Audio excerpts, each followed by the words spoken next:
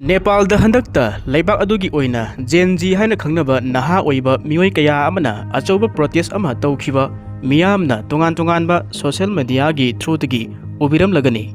madugi protest adu yamna sathiba haibadu oiki masi kayamuk yamna sathibagi haiba taragadi laibak adugi Prime Minister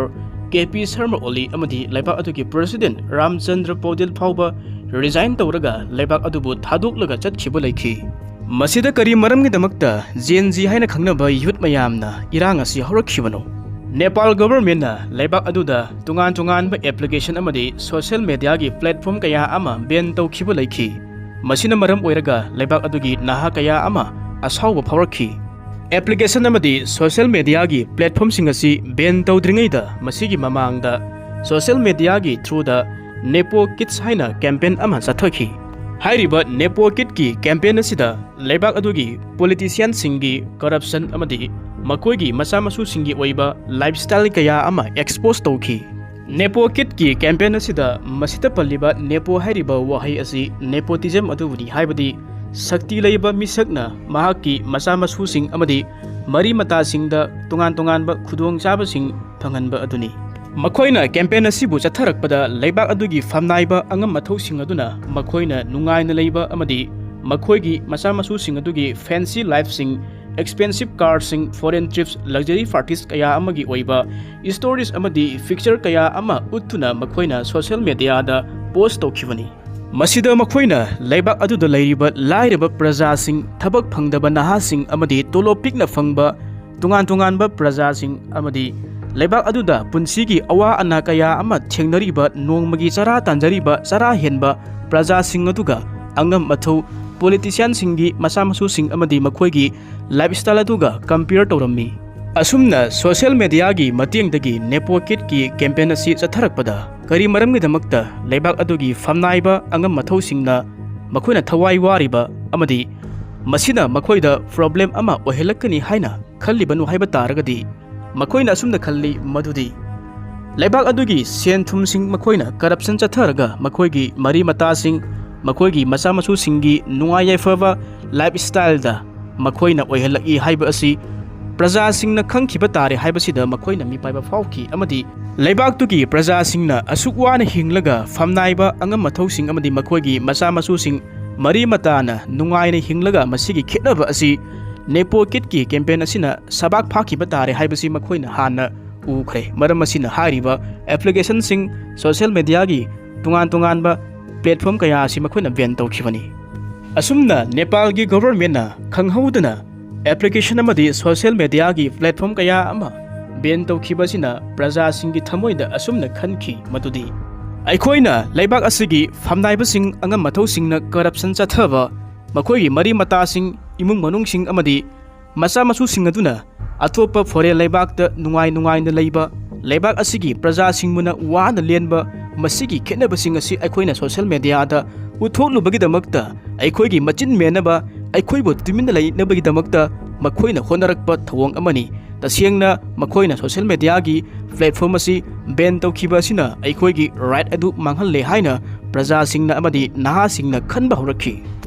Mataw asum tawna Nepal government na tawrakliba thabak thawong sing asina maram oiraga laibak adugi praja sing asibu machin menaba honaba amadi makhoigi kholaw adubu namthanaba honarakpagi thawong asina maram oiraga laibak adugi praja sing maru oina naha kaya amana government gi mayokta irang ama haurasi haina makhoi khongthang asi thangba hourakhi masida irang hauriba ihauroi mayam asi naha ngaktani tasengna Nepal hairiba laibak asidi laibak adugi apunba misingi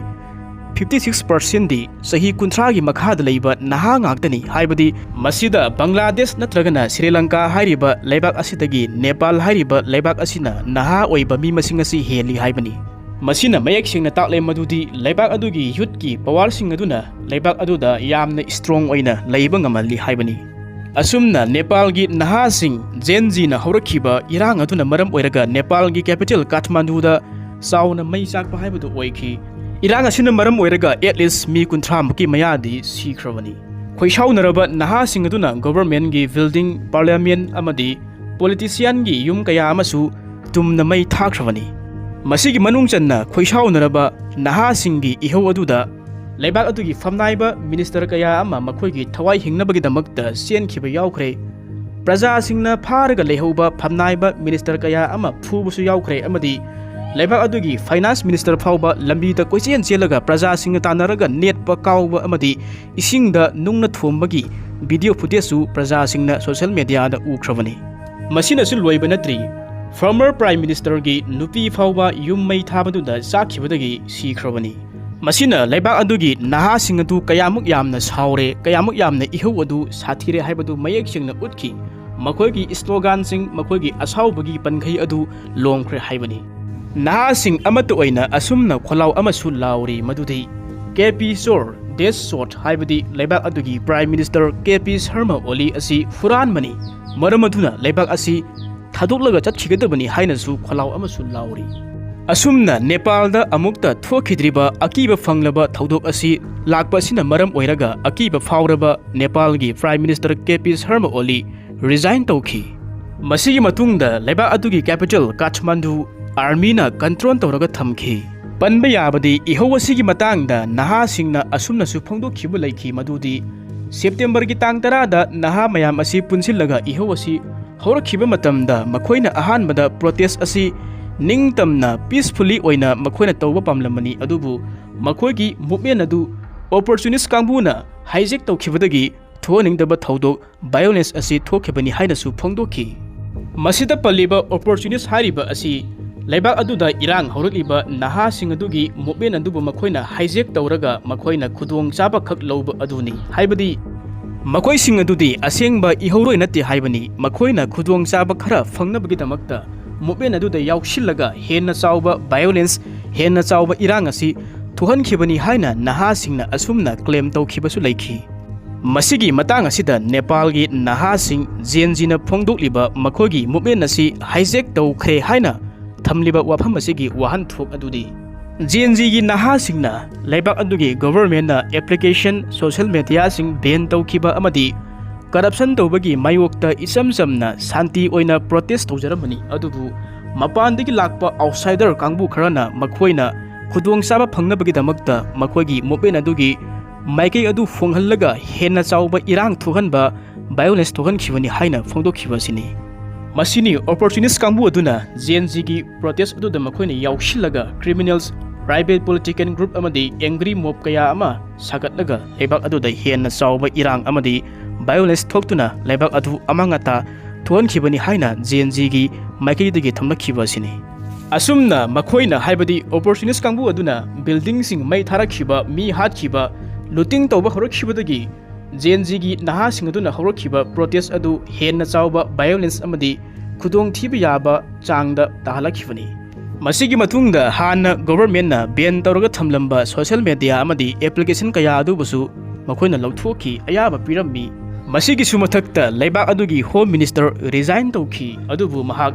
resign ꯇꯧꯕ ꯇꯥꯔꯒꯁꯨ ꯈꯣꯏꯁꯥꯎꯅꯔꯕ ꯃꯤꯌꯥꯝꯅ ꯂꯝꯕꯤꯗ ꯊꯣꯛꯂꯒ protest ꯑꯗꯨ ꯍꯦꯟꯅ ꯀꯟꯈꯠꯂꯛꯈꯤ ꯍꯟꯕ ꯂꯩꯔꯝꯗꯦ ꯃꯈꯣꯏꯅ ꯚꯥꯏꯑꯣꯂꯦꯟꯁ ꯑꯗꯨ ꯂꯤꯗꯔꯁꯤꯡ ꯑꯗꯨꯒꯤ ꯃꯥꯌꯣꯛꯇ ꯍꯦꯟꯅ ꯆꯠꯊꯔꯛꯈꯤ ꯃꯁꯤꯅ ꯃꯔꯝ ꯑꯣꯏꯔꯒ ꯈꯣꯏꯁꯥꯎꯅꯔꯕ ꯃꯤꯌꯥꯝ ꯑꯗꯨꯅ ꯃꯣb ꯆꯠꯊꯔꯛꯈꯤ ꯃꯁꯤꯒꯤ ꯃꯅꯨꯡ ꯆꯟꯅ ꯍꯥꯟꯅꯒꯤ ꯄ꯭ꯔꯥꯏꯝ ꯃꯤꯅꯤꯁꯇꯔ ꯁꯦꯔ ꯕꯍꯥꯗꯨꯔ ꯗ꯭ꯌꯨꯕꯥ ꯑꯃꯗꯤ ꯃꯍꯥꯛꯀꯤ ꯅꯨꯄꯤꯗꯁꯨ ꯑꯦꯇꯦꯛ ꯇꯧꯔꯛꯈꯤ ꯃꯈꯣꯏꯅ ꯐꯣꯔꯦꯟ ꯃꯤꯅꯤꯁꯇꯔ ꯑꯔꯖꯨ ꯔꯥꯅꯥ ꯗ꯭ꯌꯨꯕꯥꯕꯨꯁꯨ ꯑꯦꯇꯦꯛ ꯇꯧꯈꯤ ꯍꯥꯟꯅꯒꯤ ꯄ꯭ꯔꯥꯏꯝ ꯃꯤꯅꯤꯁꯇꯔ ꯖꯂꯥꯅꯥꯊ ꯈꯜꯅꯥꯟꯒꯤ ꯌꯨꯝꯁꯨ ꯃꯩ ꯊꯥꯈꯤ ꯃꯁꯤꯗ ꯃꯍꯥꯛꯀꯤ ꯂꯣꯏꯅꯕꯤ ꯔꯥꯖ꯭ꯌꯂꯛꯁꯃꯤ ꯆꯤꯇ꯭ꯔꯥꯀꯔꯁꯨ ꯌꯨꯝ ꯃꯩ ꯊꯥꯕꯗꯨꯗ ꯌꯥꯎꯈꯤꯕꯅ ꯃꯔꯝ ꯑꯣꯏꯔꯒ ꯃꯍꯥꯛ ꯂꯩꯈꯤꯗ꯭ꯔꯦ ꯑꯁꯨꯝꯅ ꯂꯩꯕꯥꯛ ꯑꯗꯨꯒꯤ ꯑꯣꯄꯣꯖꯤꯁꯟ ꯑꯃꯗꯤ ꯔꯨꯂꯤꯡ ꯈꯥꯛꯇꯅ ꯂꯤꯗꯔꯁꯤꯡꯒꯤ ꯌꯨꯝꯁꯤꯡ ꯃꯊꯪ ꯃꯩ ꯊꯥꯕ ꯍꯧꯔꯛꯈꯤ ꯄ꯭ꯔꯥꯏꯝ ꯃꯤꯅꯤꯁꯇꯔ KP ꯁꯔꯃ ꯑꯣꯂꯤꯒꯤ ꯄ꯭ꯔꯥꯏꯚꯦꯠ ꯍꯣꯝꯁꯨ ꯃꯩ ꯊꯥꯈꯤꯕꯅꯤ ꯃꯁꯤꯅꯁꯨ ꯂꯣꯏꯗ꯭ꯔꯤ ꯍꯥꯟꯅꯒꯤ ꯄ꯭ꯔꯥꯏꯝ ꯃꯤꯅꯤꯁꯇꯔ ꯄ꯭ꯔꯆꯥꯟꯗꯒꯤ ꯌꯨꯝ ꯑꯗꯨꯁꯨ ꯃꯣb ꯑꯗꯨꯅ ꯃꯔꯝ ꯑꯣꯏꯔꯒ ꯑꯦꯇꯦꯛ ꯇꯧꯈꯤ ꯑꯃꯗꯤ ꯃꯩ ꯊꯥꯕ ꯍꯧꯈꯤꯕꯅꯤ ꯑꯁꯨꯝꯅ ꯅꯦꯄꯥꯜꯗ ꯊꯣꯛꯈꯤꯕ ꯇꯝꯊꯤꯔꯕ ꯊꯧꯗꯣꯛ ꯑꯗꯨꯒꯤ ꯃꯇꯨꯡꯗ ꯍꯧꯖꯤꯛꯇꯤ ꯂꯩꯕꯥꯛ ꯑꯗꯨꯒꯤ ꯏꯟꯇꯔꯤꯝ ꯒꯣꯚꯔꯟꯃꯦꯟꯠꯒꯤ ꯑꯅꯧꯕ ꯄ꯭ꯔꯥꯏꯝ ꯃꯤꯅꯤꯁꯇꯔ ꯑꯃ ꯐꯪꯖꯔꯦ ꯃꯍꯥꯛꯀꯤ ꯃꯃꯤꯡ ꯁꯨꯁꯤꯂꯥ ꯀꯔꯀꯤ ꯀꯧꯏ ꯃꯍꯥꯛ ꯑꯁꯤ ꯅꯦꯄꯥꯜꯒꯤ ꯑꯍꯥꯟꯕ ꯅꯨꯄꯤ ꯄ꯭ꯔꯥꯏꯝ ꯃꯤꯅꯤꯁꯇꯔꯅꯤ ꯃꯍꯥꯛ ꯑꯁꯤ ꯃꯇꯝ ꯑꯃꯒꯤ ꯅꯦꯄꯥꯜꯒꯤ ꯆꯤꯐ ꯖꯁꯇꯤꯁꯅꯤ ꯑꯃꯁꯨꯡ ꯃꯍꯥꯛꯀꯤ ꯃꯇꯝꯗ ꯌꯥꯝꯅ ꯁꯇ꯭ꯔꯤꯛ ꯑꯣꯏꯕ ꯑꯃꯁꯨꯡ ꯃꯍꯥꯛꯅ ꯀꯔꯞꯁꯟꯒꯤ ꯃꯥꯌꯣꯛꯇ ꯂꯦꯞꯈꯤꯕꯒꯤꯗꯃꯛꯇ ꯃꯍꯥꯛꯄꯨ ꯃꯤꯌꯥꯝꯅ ꯈꯪꯅꯩ ꯍꯧꯈꯤꯕ ꯆꯍꯤ 2017ꯗ ꯃꯍꯥꯛꯄꯨ ꯆꯤꯐ ꯖꯁꯇꯤꯁꯀꯤ ꯐꯝꯗꯒꯤ ꯔꯤꯃꯨꯚ ꯇꯧꯕꯤꯈꯤ ꯃꯁꯤꯒꯤ ꯃꯔꯝꯗꯤ ꯄꯣꯂꯤꯇꯤꯁꯤꯌꯟ ꯈꯔꯅ ꯃꯍꯥꯛꯄꯨ ꯖꯨꯗꯤꯁꯤꯌꯦꯜ ꯑꯦꯛꯇꯤꯚꯤꯖꯝ ꯆꯠꯊꯩ ꯍꯥꯏꯕꯒꯤ ꯃꯔꯥꯜꯗ mahakpu hairiba Chief Justice ki famdagi lauthokkhibani. Asumna JNG gi protest asigi matungda oirakiba Nepal gi ahongba asida interim government asigi damakta Laibak Praja miyam amadi naha mayamna hairiba Susila Karki hariba misak asibu mahakki matamda yamna clean oikhiba trustworthy oiba sina maram oiraga mahakpu anauba Laibak asigi Prime Minister oina khankhibani. Nakalamromda Nepal hairiba Laibak asi puwarigi thengkhang kayarakta mathong maram khangdaba Laibak ama haibidu oirakhi. Mahakki matam kuinadagi lakhiba history asida stable oiba government ama ngasi phawa leirakhidri. Ingkumja 2008 da Nepal asi republic ama oirakhi haibadi Nepal gi hana mamangdu leramba monarchy gi system adu muthatkhi. Asumna masigi matung tarakpada saurakna sahi taraga tareklo masida Nepal da tungan ba government taraga mari leikhre. Government taraga mari leikhiba sida tungan ba political party mayam ama punsilaga semkhiba coalition gi oiba government ngakta oikhi. Masina hainingliba dudi Laibak asida ngaihak leitana government asi change tawi haibani. Laibak asida ngasi fawada mara jetpa government amata leikhidri haibani. Nepal da maru oiba political leader ahum khak lei. Makoi sing adudi KP Sharma Oli mahak asina Communist Party of Nepal gi leader ni. Mahakna pro China oina lei. Ani suba sina miyamna Prasanda haina khangnaba Puspa Kamal Dahal. Mahak asina Maoist Center gi leader ni. Ahum suba sina Sher Bahadur Diuba mahak asina Nepali Congress ki leader ni. Mahakna Laibak asida mangarak sakti pairaga lakhre. Asumna masida paliba leader ahum asina makhoi gi makhada Laibak asina amana mahut chinaraga ngasi phauba pairaga lakhibani. Asumna leader ahum asigi makhada Nepal da laingak sason kuina pairakpa sida ahongba amata lakhidre. Asumna masida paliba leader ahum asi Nepal da yamna problem oiba leader ngaktani masigi maramdi makhoi ahummak asi Nepal da corruption tawbagi damakta haleng balaitraba misak ngaktani haina launai. Masi tasengna hairabada Nepal gi miyamna naha singna maru oina handak irang horoliba JNG gi youth mayam asina masida paliba leader ahum asigi makhada Nepal da lengak sason hek paikhibadagi ahongba amata laktabasina maram oiraga makhoi tasengna boring sure hariba leader sing asigi makhada Laibak asi ngakpa pamdre haibasi mayek singna utli. Nepal gi economy asi asuki matik shoksidle. Laibak asida naha kaya ama thabak phangdabagi problem kaya amasu mayoknari masina maram oiraga Nepal gi naha kaya ama Laibak asi thadoklaga atoppa country singda thabakki damakta senari amadi wana hingnari. Masida sunate Laibak asida lairaba ina khunba anigi marakta pal ama chauna khari. Famnaiba angam mathau singi masa masu mari mata singna nungai na lainari amadi makhoi gi masa singna foreign da nungai ba lifestyle amada leiri aduga Laibak asidana thabak phangdaba naha singna adugi matik wana leli sara henba nongmagi sara tanjaraga hingjaba misam praja sinmi singna adugi matik wana khangli. Masida khoisaunaraba JNG gi praja singa sina hariba leader ahum asi boring surabanina hariba karab ki leader singa sina Laibak asida recycle oina hanjin lakpa asi famdre Laibak asida chauna ahongba amadi purakpa pami haibasidi mayek singna utlabani. Masigi hiram asida wahang ama suthorak madudi Nepal gi miyamna kharaba boring suraba leader singa sina Laibak asi ngakadabagi saruk 2008 ki mamangda leiramba monarchy gi system adu amuk halakpana pharibra haibasisu wahang ama oirakhi. Panbe yai mamangdasu Laibak asiki praja miyam asina Laibak asida monarchy gi system adu amuk hanjanbiyu hainasu ihau haukiba laikhrabani. Ingkumja 2008 da Nepal na secular republic ama oirakpa aduda ningthaugi lengak sason adu muthatkre. Laibak aduda official oiba religion adu leirakhidrabani. Asumna handaki JNG gi protest asigi matungda Nepal da oirakiba ahongba kaya asigi matungda mioi praja kharana asumna su phungdukna khiba leikhi matudi aikoi hanagumna Hindu gi monarchy gi system aduda amuk hanjilasi hainasu praja miyam gi maikaidagi su magi oiba apamba phungdukna khi. Nakalamromda handaki Nepal gi oirakiba irang asigi matangda tongan ba critics singna su asumna phungdukna khi matudi Nepal gi handaki irang asi global power politics ki manung chanbra masi geopolitics oibra haibadusu kanna nainari. Nepal hairiba Laibak asi India amasung China gi strategic location anigi marakta leiba country amani. Malemda sakti leiba leibaksing China, India, even America fawada pikraba Nepal hariba leibak asida influence piba pami. Masigi maram adudi South Asia gi lamdam asida superpower singi lamjan asida balance tawraga thamnabagi damakta Nepal hariba leibak asi China, India, even America nasu darkar oi. Hiram asigi matangda tongan-tonganba akhang ahisingna phongdokhibagi modki matung inna handaki Nepal gi irang asi naha singna saurakpadagi orakhiba khak natte masi manungda superpower oiriba leibak singna sanaba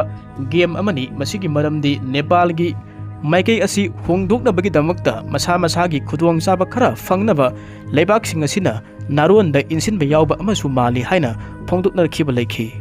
Masina tunganba wari ama oikharga Nepal da monarchy Hourakhi wari matek amatang laukhatlaga nainaminasi. Ingkumja 1768 ta Gurkha gi ruler Prithvi Narayan Shahna Nepal gi konung Kathmandu bu conquer tawki. Mahakna Nepal hariba leibak asibu kingdom ama oina modern Nepal adugi foundation adu semkhibani. British ki period matamda haibadi 1814 dagina 1816 phawba Anglo-Nepalese war thoki. Masida Nepal gi lam kaya amasu mangki adubu treaty amana Nepal gi hojik oriba ngamkhai asi fix tawraga thamkhibani. 1846 dagina 1951 phawbasina Rana gi rule laikhi. Asumna Nepal da Rana rule asi sahi chama gi mathakta pankhi. 1951 da Rana gi rule asi loisille.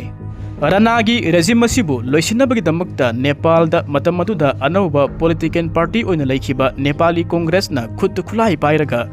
Rana gi regime adugi mayokta ihau haukhibani.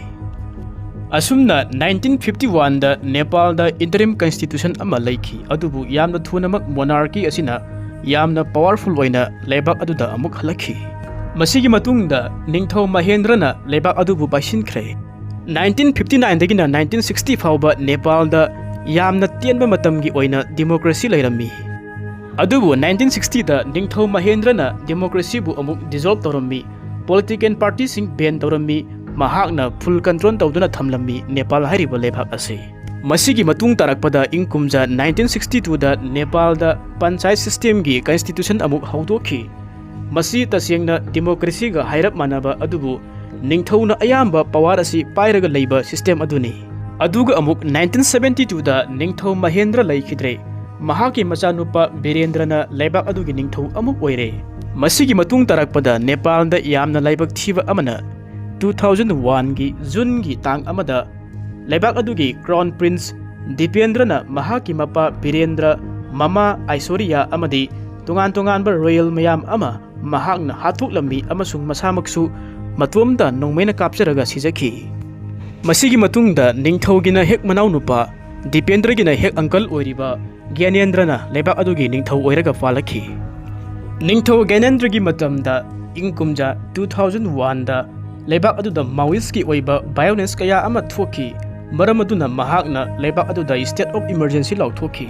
Maoist ki irang adubu namthanabagi damakta leibak adugi army aduda order tawduna Maoist sing adubu takhainaba honarammi maram aduna Maoist kaya amasu hatlammi adubu toina Maoist ki oiba rebel singdi tokpa leite hanba leite aduga nakal amaromda Democratic Party kaya amasu punsillaga leibak asida monarchy gi system asibu muthanabagi damakta lalong kaya amasu lakhe. Masigi matung tarakpada 2008 ta monarchy gi system asi muthatkhi amadi Nepal hariba leibak asi republic nation ama oikhi. Masigi matung tarakpada leibak adugi Ningthau Gyanendra isam chamba nagrik ama oina hingkhi. Masini ingumja 2008 tagi ngasi phawbada Nepal da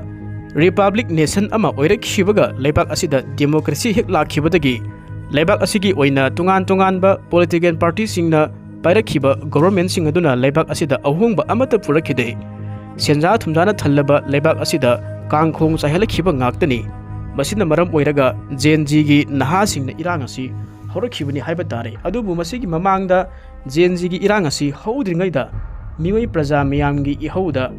pro monarchy gi movement amasu haukiba asina maram oiraga handaki Nepal gi irang asiga pro monarchy gi movement aduga mari kitang lainabra hainasu akhang ai singnasu phongdoklibani.